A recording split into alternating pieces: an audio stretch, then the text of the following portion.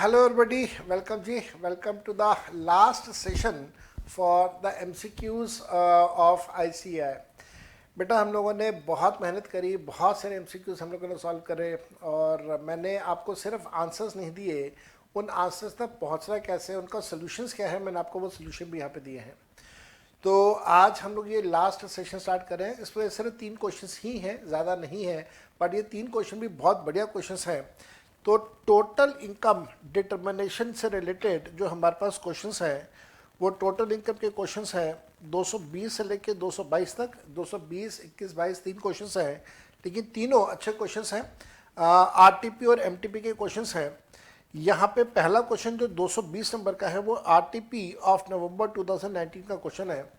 Examiner कहता है कि एक व्यक्ति है मिस्टर हरी जो कि 65 ईयर्स का है और इंडिया का रेजिडेंट है, आगरा में रहता है, तो सीनियर सिटीजन है। इस बात का ध्यान रखिएगा, अगर टैक्स लायबिलिटी कैलकुलेशन के लिए कह दे तो स्लैब 2 लगेगा। फाइनेंशियल 17-18 का डाटा दे रहा है। वो कहता है 17-18 में उसने एक मकान परचेज करा था कमला नगर के अंदर। आगरा के अंदर एक जगह आती है कमला नगर, वहाँ पे उसने मकान परचेज करा था 25 लाख रुपए का।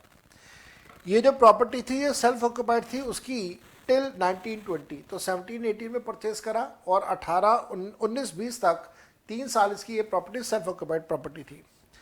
फिर फाइनेंशियल ईयर 20-21 के अंदर इस प्रॉपर्टी वो दिल्ली शिफ्ट कर गया और प्रॉपर्टी जो कमला नगर वाली थी उसको उसने किराए पे दे दिया है किसी व्यक्ति को जिसका नाम है किशोर।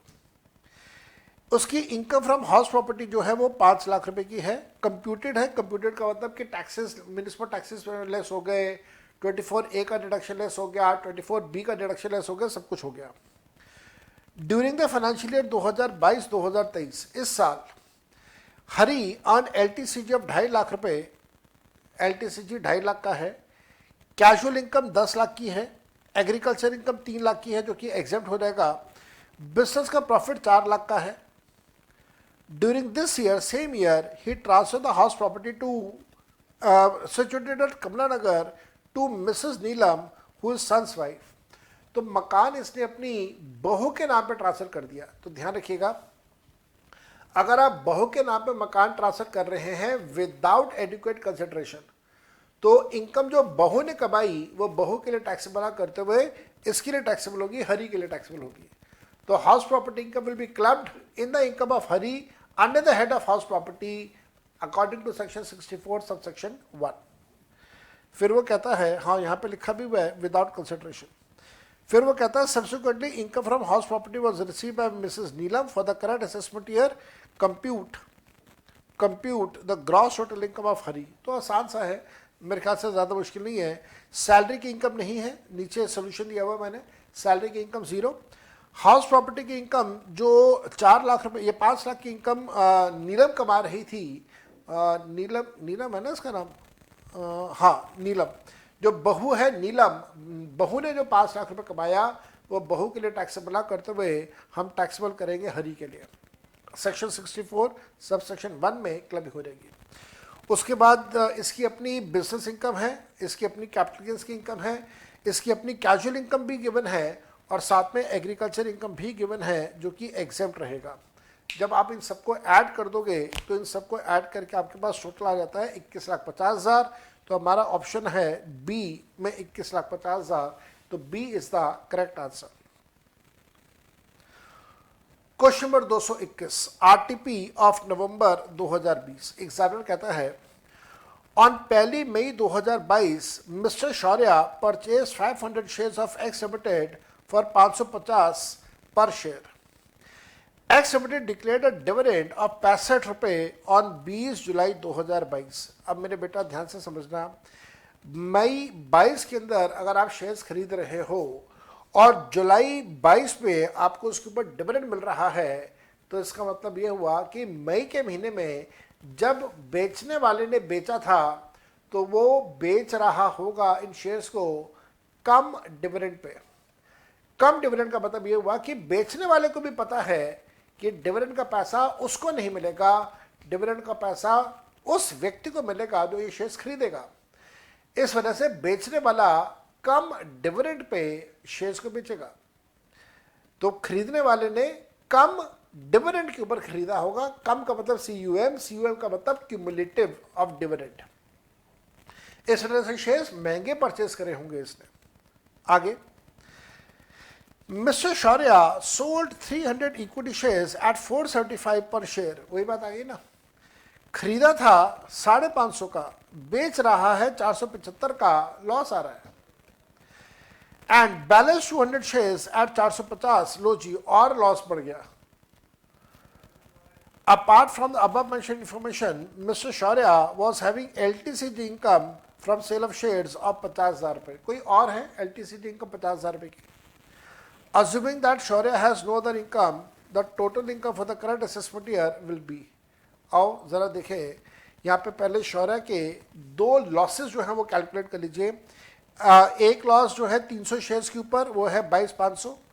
दूसरा लॉस 200 शेयर्स के ऊपर है, जो कि है 20,000। तो 22,500 और 20,000, 22,500 और 20,000 का जो लॉसेस हैं, टोटल लॉस आ गया आपके पास 42,500 का।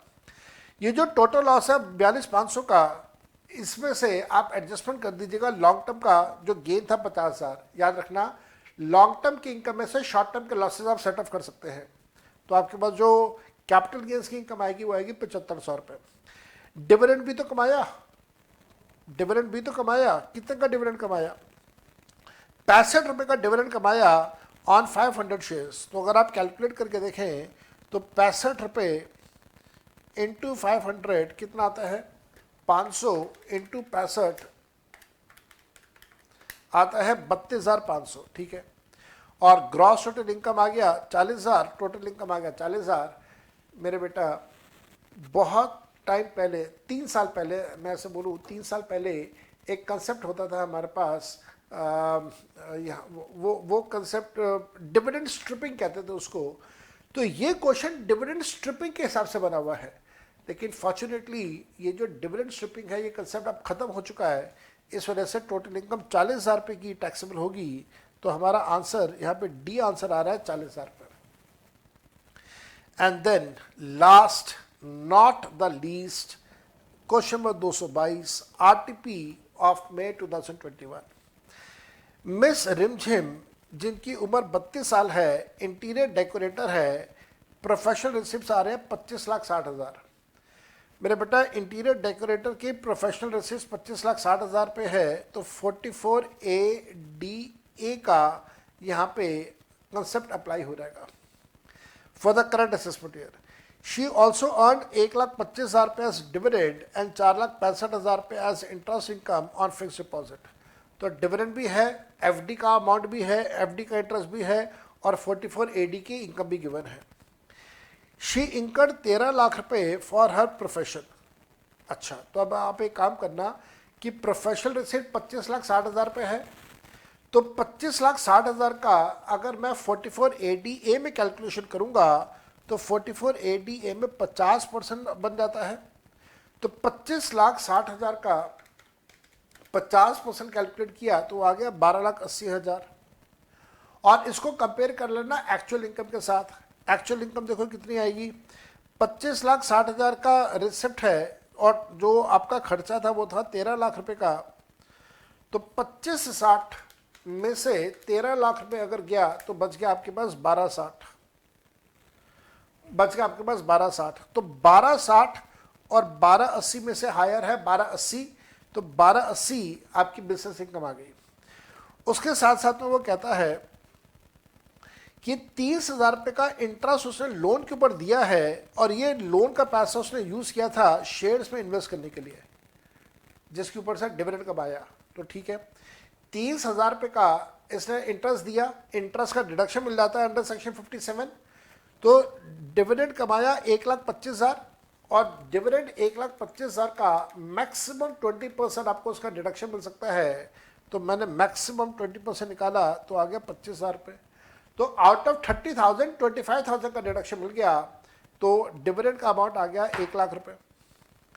तो डिविडेंड का अमाउंट 1 लाख, वहाँ पे FD का interest is equal to 4,65, total हो गया 5,65। इस 5,65 को आप 12,80 के अंदर ऐड कर दीजिए। 12,80 जब आप 5,65, तो आपके पास आ गया 18,45,000 रुपये एज द टोटल इनकम। तो ये रही आपके पास 18,45,000 रुपये की टोटल इनकम। लो मेरे बेटा, हमने यहाँ पे सारे के सारे 222 MCQs कंप्लीट करे हैं। This is highest level of the coaching that can be given to the senior students. इतने MCQs क्लास के अंदर with solution I don't think कि आपके फ्रेंड सर्कल में किसी ने करे होंगे। आप सारे स्टूडेंट जो ये वाला वीडियो देख रहे हैं और आप इस लास्ट स्टेज तक आ गए हैं तो आपको बहुत मुबारक। तो आपने इतनी मेहनत करी, लेकिन बाकी स्टूडेंट्स ने क्या इतनी मेहनत करी, चांसेस कहना इस बात के बारे में बड़ा मुश्किल है। एग्ज़ाम के अंदर यहाँ से ये वाले MCQs एग्ज़ाम में आएंगे नहीं आएंगे मैं ये बात नहीं कह सकता, लेकिन हाँ एक बात मैं ज़रूर कह सकता हूँ कि इन MCQs को अटेम्प्ट करने की वजह से आपके कंसेप्ट्स बहुत अच्छे से और बड़े थॉरली आपके सारे कंसेप्ट्स रिवाइज हो जाते हैं, और कंसेप्ट्स रिवाइज होने की वजह से आपको अपने एग्ज़ाम के अंदर बहुत बहुत बेनिफिट मिलने वाला है। हमारा ये video May 23 as well as November 23 दोनों के लिए इक्वली एप्लीकेबल है। I wish you best of luck for your upcoming examination. Hope you come out with the flying colours. आपके जैसा भी एग्ज़ाम हो मेरे को ज़रूर बताइएगा। I will wait for your exam. Do follow me on the social media, Facebook, Twitter, Instagram, YouTube obviously, सबके ऊपर मेरे को फॉलो करते रहिएगा। And I will see you very soon after your results. Till that time, bye bye and take care. Best of luck and enjoy yourself. Best of luck for your future.